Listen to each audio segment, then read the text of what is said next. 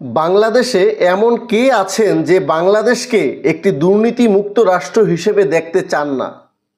আমরা সকলেই চাই যে বাংলাদেশ একটি দুর্নীতিমুক্ত রাষ্ট্র হোক, যেখানে বাংলাদেশের নাগরিক সেবা পরিপূর্ণভাবে নিশ্চিত হবে, কোথাও কোনো ঘুষ, অনিয়ম, দুর্নীতি থাকবে না। এমন বাংলাদেশ কি আমাদের স্বপ্ন নয়? যদি সত্যিই এমন বাংলাদেশ আমাদের স্বপ্ন হয়ে থাকে, সেই আগামীর বাংলাদেশ নির্মাণের জন্য কে সেই যোগ্য নেতা? আসুন আপনি আমি সবাই মিলে একটি স্বপ্নের দুর্নীতিমুক্ত বাংলাদেশ নির্মাণের জন্য ঐক্যবদ্ধ হই। এবং আপনাদের কাছে অনুরোধ করতে চাই, আপনারা প্রত্যেকে আমার চ্যানেলটি সাবস্ক্রাইব করে আমার সাথে থাকবেন এবং আমরা একটি আগামীর দুর্নীতিমুক্ত বাংলাদেশ নির্মাণের জন্য ঐক্যবদ্ধ হয়ে সকলে কাজ করব।